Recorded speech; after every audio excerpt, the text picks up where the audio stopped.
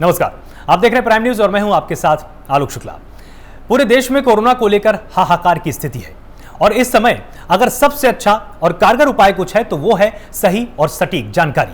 अगर आपके पास सही इलाज की जानकारी है तो निश्चित रूप से आप कोरोना को हरा पाएंगे, साथ ही आप खुद को और अपने परिवार को भी सुरक्षित रख पाएंगे। इसी जानकारी के लिए हमारे साथ वरिष्ठ चिकित्सक जुड़े हुए हैं जो आपको समझाएंगे कि कोरोना के इस प्रचंड दौर में आप कैसे खुद को बचा सकते हैं।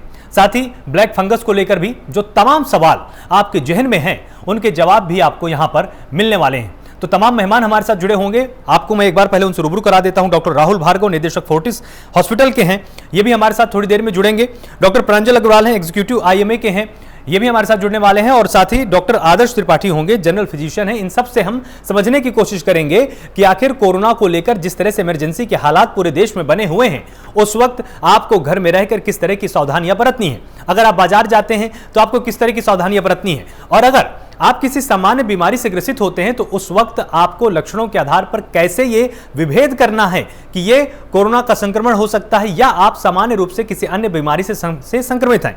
आपको CT स्कैन कराने के लिए कब जाना है, आपको अपने ब्लड टेस्ट की रिपोर्ट के लिए कब किसी प्राइवेट लैब के दरवाजे पर या किसी सरकारी लैब के पास पहुंचना है, आपको कब यह पता होना चाहिए कि आप कोरोना से संक्रमित हैं या नहीं हैं, कैसे आप ये जान पाएंगे कि ब्लैक फंगस बीमारी आपके शरीर में मौजूद है या नहीं है, उसके प्राथमिक लक्षण क्या हैं, उसका उपचार क्या हो सकता है या उसके सटीक कारण कौन कौन से हैं। क्योंकि ब्लैक फंगस को लेकर अब पूरे प्रदेश में, देश में सबसे ज्यादा असमंजस की स्थिति बनी हुई, क्योंकि इसको लेकर जानकारी लोगों के बीच में नहीं है। और कोरोना का जो दूसरा स्ट्रेन है उसको लेकर भी अब लोग समझ नहीं पा रहे हैं कि क्या अगर बुखार नहीं है लेकिन अगर बदन में दर्द है, अगर डायरिया जैसे लक्षण सामने आ रहे हैं तो क्या ये कोरोना के लक्षण हो सकते हैं। तमाम लोगों में असमंजस की स्थिति है और इसके इलाज के हिसाब से भी लोग घरों में खुद ही डॉक्टर बनने का प्रयास कर रहे हैं। शुरुआती लक्षणों के दौरान लोग अस्पताल नहीं पहुंच रहे हैं क्योंकि उनको डर है कि मैं स्वस्थ हूं, मैं ठीक हूं, कोरोना का संक्रमण मुझे नहीं है, और अपने हिसाब से किसी केमिस्ट दुकान से वो दवाओं को लाकर अपने आप को ट्रीट करने की कोशिश करते हैं, जिसका खामियाजा अब कई जगह पर आपको अन्य संक्रामक बीमारी के रूप में सामने देखने को मिल रहा है। आपको ब्लैक फंगस बीमारी के रूप में खूब सुनने को मिल रहा होगा। जो डॉक्टर हमारे साथ होंगे उनसे हम जरूर यहां पर समझने की कोशिश करेंगे कि आखिर ब्लैक फंगस से कैसे बचा जा सकता है। अगर आपके चेहरे में किसी भी हिस्से में सूजन है तो क्या वो ब्लैक फंगस हो सकता है, क्या ब्लैक फंगस के लक्षण चेहरे में दिखाई दे सकते हैं, क्या शुरुआती दिनों में ब्लैक फंगस को ठीक किया जा सकता है। क्योंकि लोगों के अंदर जो सबसे बड़ा भ्रम इस वक्त व्हाट्सएप और फेसबुक के तमाम डराने वाले वीडियोज के माध्यम से फैलाया जा रहा है, वो ये है कि अगर ब्लैक फंगस हो गया है तो आपको अपनी आंख गंवानी पड़ेगी, आपकी जो त्वचा है चेहरे की वो आपको गंवानी पड़ेगी, सर्जरी हो जाएगी, वो हिस्सा काट दिया जाएगा। इस तरह की तमाम अफवाहें लगातार फैलाई जा रही हैं।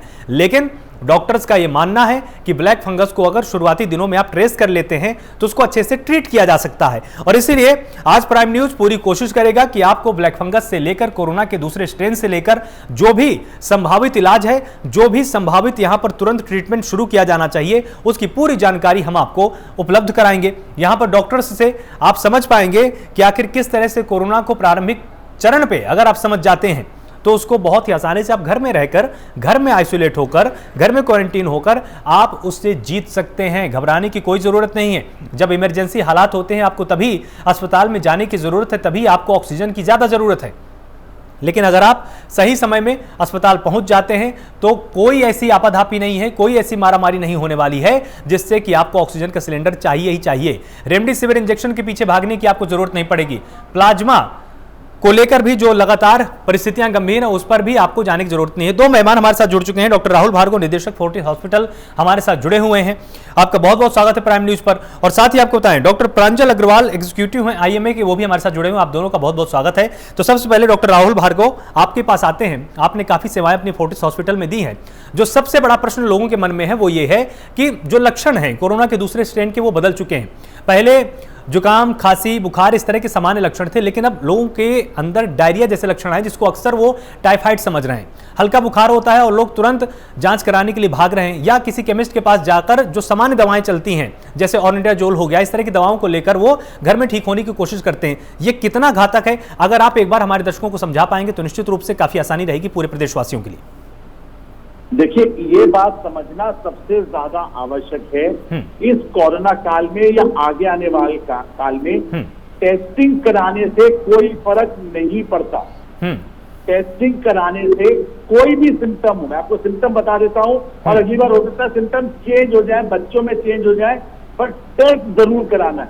इस बार की परेशानी ये रही कि हमारे को सिम्टम बुखार, शरीर में दर्द, हेडेक, लूज मोशन, पेट में दर्द, बैक में दर्द होना, उल्टी होना, बच्चों में जोड़ों में दर्द होना, ये होता रहा। और फिर भी हम ऑफिस जाते रहे मार्च के महीने में। किसी की क्लोजिंग थी, किसी का फाइनेंशियल एंड था, उससे क्या हुआ, वो फैला। इंपॉर्टेंट चीज ये समझना है, सारे दर्शकों, प्राइम न्यूज इतना बताने की कोशिश कर रहा है कि टेस्टिंग से कोई स्टिग्मा नहीं लगता। कहीं रोका नहीं जाता आपको कि आप कोरोना की रुक जाओ, आप स्वयं की करते हो। टेस्ट कराना जरूरी है। सिम्टम मैंने आपको बता दिए, कोई भी सिम्टम हो, हमारे को पढ़ाया जाता था TB can cause everything except pregnancy. Pregnancy को छोड़ दीजिए, बाकी और कोई सिम्टम हो, कोरोना सोचो, कोरोना सोचो, टेस्ट कराओ, नेगेटिव है अपने काम पे जाओ, अगर पॉजिटिव है घर में दुबक के बैठ जाओ। बिल्कुल 95% लोग ठीक हो जाएंगे। अगर आप बाहर घूमे तो ये तीसरी चौथी वेव आती रहेगी, लॉकडाउन होता रहेगा, आप अपने घरों में बंद रहोगे, चॉइस आपकी है। आज अमेरिका में देखिए, सेम साइड पे चले थे, अमेरिका में मास्क हटा दिया। बिल्कुल, बहुत जरूरी बात है। बाइडेन ने मास्क आज सुबह से वैक्सीनेटेड लोगों में हटा दिया। आप ऐसा नॉर्मल चाहते हैं कि नहीं चाहते? बिल्कुल, ये सरकार की लड़ाई नहीं है दोस्तों, ये आपकी खुद की लड़ाई है, हर एक इंडिविजुअल की लड़ाई है। सीमा पे लाख 2 लाख सैनिक लड़ते हैं। देश के अंदर 135 करोड़ लोग लड़ेंगे कोरोना से, बिल्कुल हराएंगे। बिल्कुल, तो हमारे साथ समझिए, testing is the most important thing. कि मतलब किसी भी तरह का लक्षण हो, किसी भी तरह का लक्षण हो, अगर वो अति गंभीर हो, सामान्य हो, तुरंत जाना है। हेडेक, बुखार, रनिंग नोज, खांसी, लूज मोशन, जॉइंट पेन, ये लक्षण हैं। इस बार तो ऐसे भी लोग आए हैं जिनको सिर्फ पहले दिन सर में दर्द हुआ। अब आप देखिए सब परेशानियां क्या हुई डॉक्टर को। आपने कहा सर मेरे को बुखार सिर्फ 3 दिन से आया है, वो बुखार वायरस की वजह से था या बॉडी ज्यादा अटैक कर रही थी उसकी वजह से था। बहुत सारे लोग 40-45% लोग 9वें 10वें दिन सिम्टम क्या आए हैं, जब लंग पूरा क्षतिग्रस्त हो गया, कैसे बचाते? आप खेलने का मौका तो दीजिए, 10 बॉल दीजिए जिसे 50 रन बनाने हो, 5 बॉलों में 50 रन कैसे बनाओगे? बिल्कुल, घबराओ मत, स्टिग्मेटाइज नहीं करना। और मेरी सरकार से निवेदन है, टेस्टिंग को बढ़ाइए। बिल्कुल, हर चीज पर टेस्टिंग करने दीजिए। अभी आप 19 लाख करते हो, 50 लाख टेस्टिंग करिए, क्योंकि टेस्टिंग से हम कोरोना को हरा पाएंगे। बिल्कुल, बहुत जरूरी जानकारी आपने यहां पर दी। डॉक्टर प्रांजल भी हमारे साथ यहां पर जुड़े हुए हैं। तो डॉक्टर प्रांजल, हम आपसे अब ये समझना चाहेंगे कि कोरोना की परिस्थितियां अपनी जगह हैं, लेकिन अब आपने सुना होगा कि पूरे देश में और खासकर उत्तर प्रदेश में भी अब तमाम जिलों से भी कहीं से 6 केस, कहीं से 10 केस, अब ब्लैक फंगस के भी आने लगे हैं। आप हमारे दर्शकों को एक बार ये जरूर समझाइए कि ब्लैक फंगस के जो शुरुआती लक्षण हैं वो कैसे पहचाने कि मैं ब्लैक फंगस से ग्रसित हूं, क्योंकि आप पहले भी एक बार मेरे साथ जुड़ चुके हैं। तमाम दर्शकों को आपने समझाने की यहां पर कोशिश की थी कि ब्लैक फंगस को अगर शुरुआती दिनों में ही ट्रेस कर लिया जाए तो इसको अच्छे से ट्रीट किया जा सकता है। बिल्कुल, इसमें सबसे पहले ये समझना जरूरी है कि जब भी ब्लैक फंगस किसी भी मरीज को होगा तो ये आंखों में ज्यादा पाया जा रहा है कि अर्ली स्टेज में आंखों में दिखाई देता है। कंजक्टिवाइटिस से शुरू होता है, क्योंकि जो भी ये फंगस है ये कैरोटिड आर्टरी के थ्रू उसका जहां जहां मूवमेंट है वहां जाती है। ठीक है, तो आंखों में अगर किसी भी तरीके की जलन लग रही है या लाली दिखाई दे रही है तो ये माना जा सकता है कि ये क्योंकि कंजक्टिवाइटिस भी एक तरीके का इन्फ्लेमेशन है जो कोरोना वायरस में भी पाया गया। 0.8% मरीज जो कोरोना वायरस के थे उनमें कंजक्टिवाइटिस मिला है। तो बाकी इसके अलावा सिर दर्द हो सकता है मरीजों में, आंखों में देखने में दिक्कत हो सकती है कि एकदम से उनको दिखना बंद हो जाए या कम हो जाए, उनके चेहरे पर सूजन हो सकती है, थोड़ा सा उनका जो जिसको हम लोग की भाषा में ऑल्टर्ड सेंसोरियम बोलते हैं, तो हो सकता है थोड़ी सी बहकी बातें करने लगे, आम भाषा में मैं ये कह सकता हूँ। नाक के आसपास जो है थोड़ा सा डिस्कलरेशन हो सकता है। तो इस तरीके की चीजें हैं जो अर्ली हम लोग कह सकते हैं कि म्यूकोरमाइकोसिस जो है, जो ये ब्लैक फंगस आजकल चल रहा है, इसमें पाया जाता है। तो इसको अगर मान लीजिए जैसे किसी भी एक मरीज को है तो उसको सबसे पहला कदम क्या उठाना चाहिए कि जैसे उसको लगे कि ये लक्षण है और ये ब्लैक फंगस हो सकता है, वो कैसे जाने और उसको सबसे पहला कदम क्या उठाना चाहिए?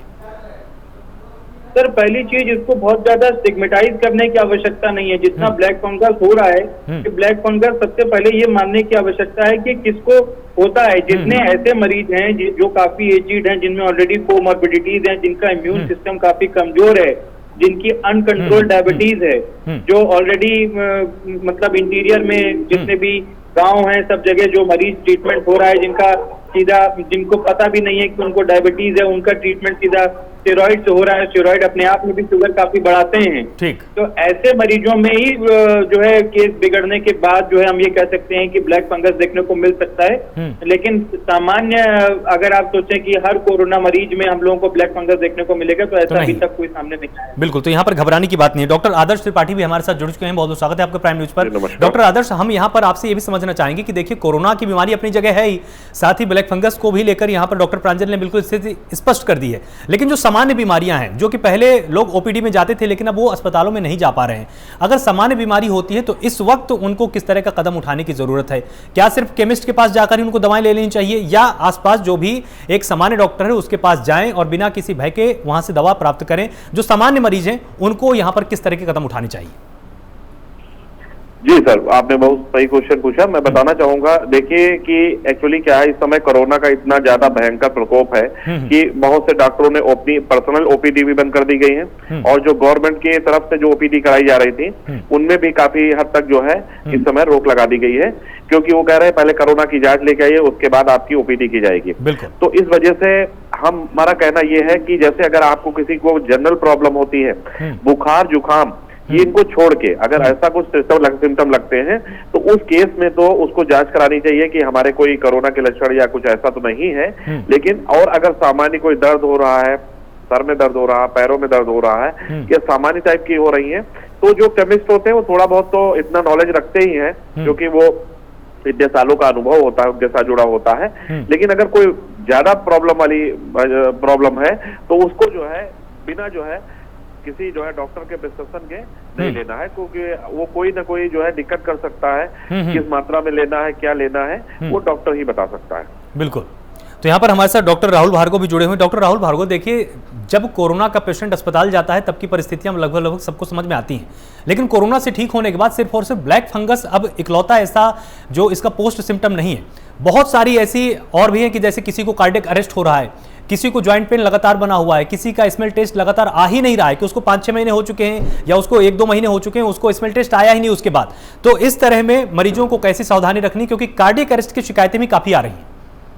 देखिए, आपने बहुत ही अच्छा सवाल उठाया है जी। लोगों की दृष्टि अब कोविड से हटके पोस्ट कोविड पे जाएगी, क्योंकि पोस्ट कोविड लॉन्ग कोविड करके एक सिंड्रोम है जो 3 महीने तक चलता है, और 3 महीने में अचंभित करने वाली फाइंडिंग्स है। 40,000 लोगों को फॉलोअप किया गया, उनमें से 14,000 को वापस अस्पताल में एडमिशन की जरूरत पड़ी, और एक दिन 5,000 से 6,000 लोगों की मृत्यु हो गई। क्यों?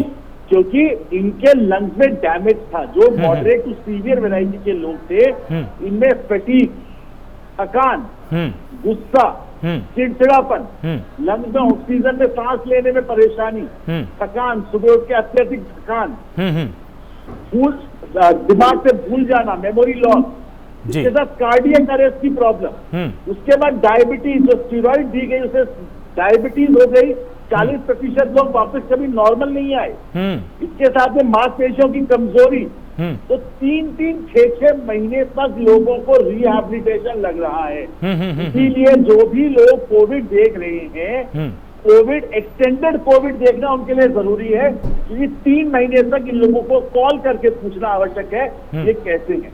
बिल्कुल। आज भी कोविड खत्म होने के बाद भी लोग महीने महीने भर तक अपने ऑफिस नहीं जा पा रहे, क्योंकि हम जैसे ही इकोनॉमी को खोलेंगे ये सवाल चुनौती की तरह आएगा कि जिनको कोविड हुआ है उनको ऑफिस रिहैबिलिटेशन कैसे किया जाए, कैसे इकोनॉमिक पहिया खोला जाए। तो ये बहुत ही बड़ा सवाल है। इसके लिए स्पेशल क्लिनिक का गठन हो रहा है, जैसे फोर्टिस में स्पेशल क्लिनिक स्टार्ट की गई है, देखा जाता है और रिहैबिलिटेशन के माध्यम से इनको ठीक करने की प्रक्रिया चल रही है। तो ये बहुत इंपॉर्टेंट सवाल है। कोई भी छोटी से छोटी चीज, एटलीस्ट सांस फूलने की, हार्ट में पंप ज्यादा चलने की, जिसे पैल्पिटेशन कहते हैं, पल्स रेट ज्यादा होने की, सांस फूलने की, कोई भी तकलीफ को आप मामूली तरीके से ना लीजिए।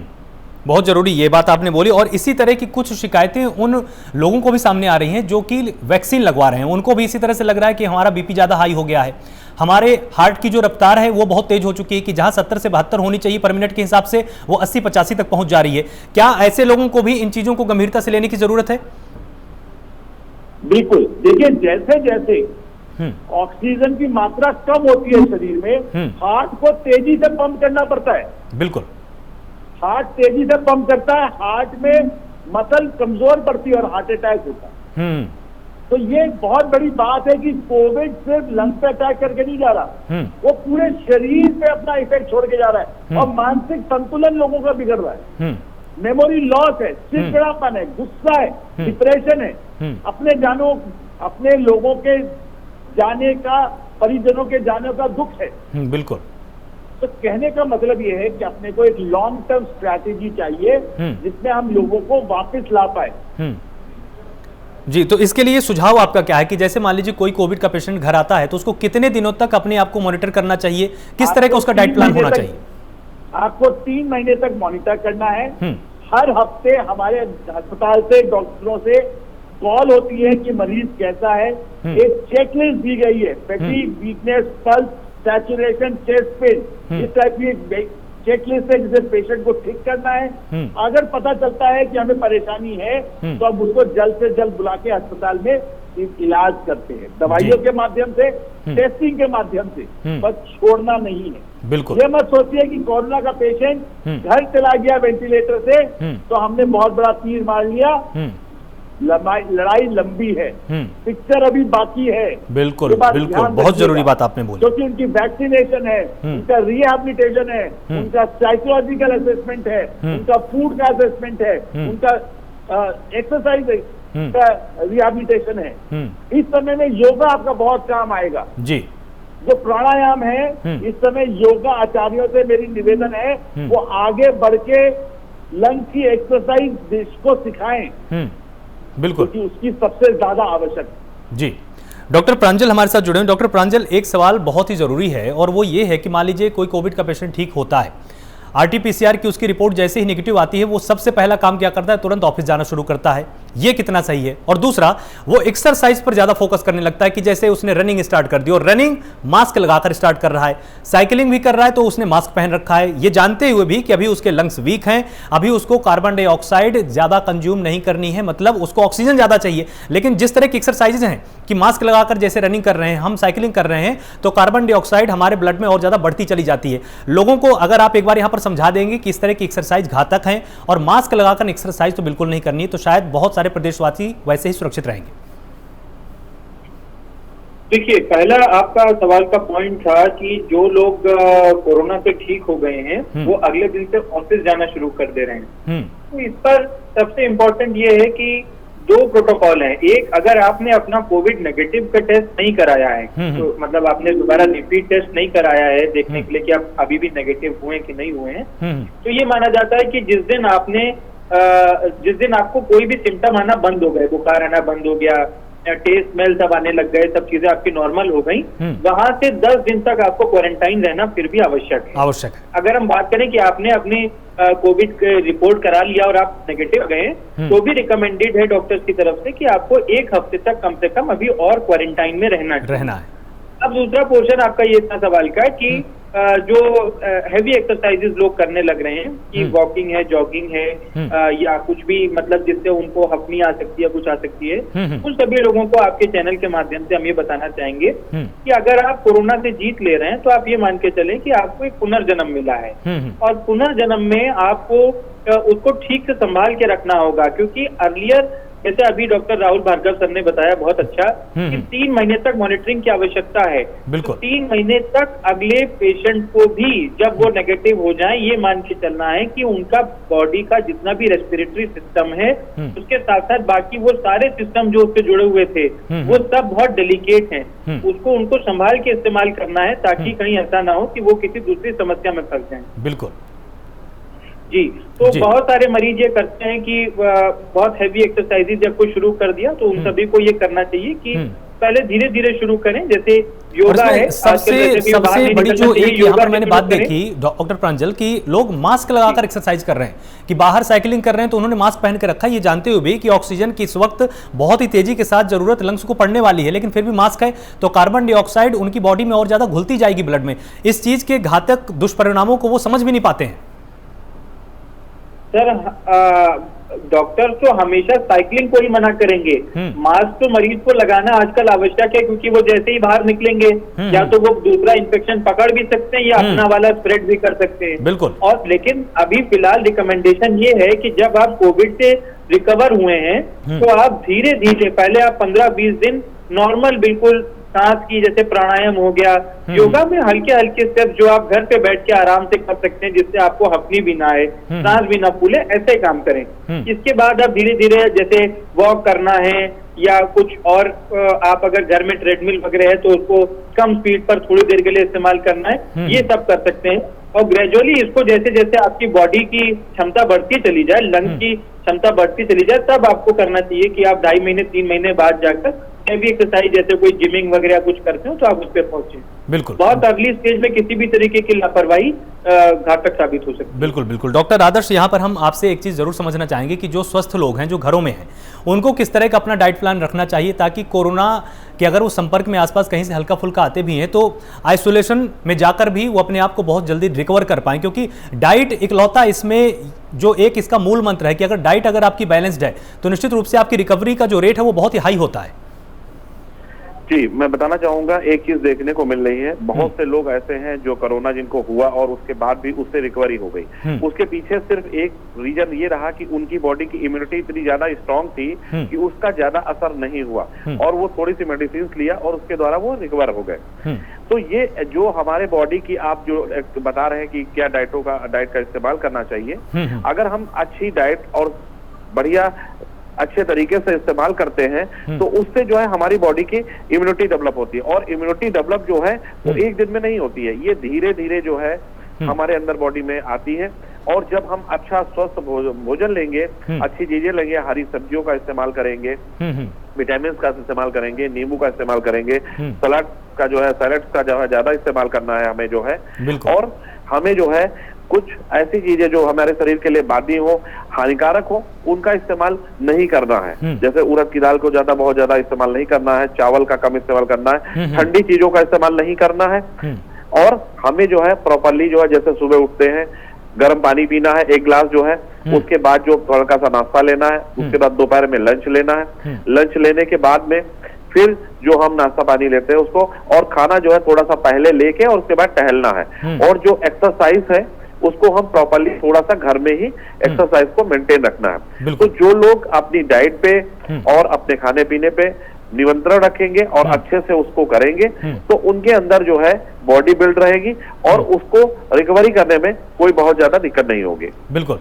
तो आप सभी मेहमानों का बहुत बहुत शुक्रिया हमारे साथ यहाँ पर जुड़ने के लिए। आप सभी ने बहुत ही अच्छी जानकारी हमारे दर्शकों के सामने पेश की। जो तमाम सवाल थे दर्शकों के वो यहाँ पर निश्चित रूप से दूर हुए होंगे, उनको समझ में आया होगा कि ब्लैक फंगस का सामना कैसे करना है, कैसे उसकी पहचान करनी है, साथ ही कोरोना के जो नए लक्षण हैं उनको आपको कैसे पहचानना है। डॉक्टर राहुल भार्गव ने यहाँ पर एक बहुत ही जरूरी बात बोली कि अगर आपको किसी भी तरह का एक सामान्य लक्षण है, वो शरीर दर्द का हो सकता है, उल्टी का हो सकता है, आपको दस्त का हो सकता है और आपको हल्का सा बुखार हो सकता है, आपको जुकाम हो सकता है, अगर ऐसा कुछ भी है आपको तुरंत जाकर कोरोना का टेस्ट कराना है, इसमें लापरवाही नहीं करनी है। लगातार जुड़े रहिए प्राइम न्यूज के साथ। नमस्कार।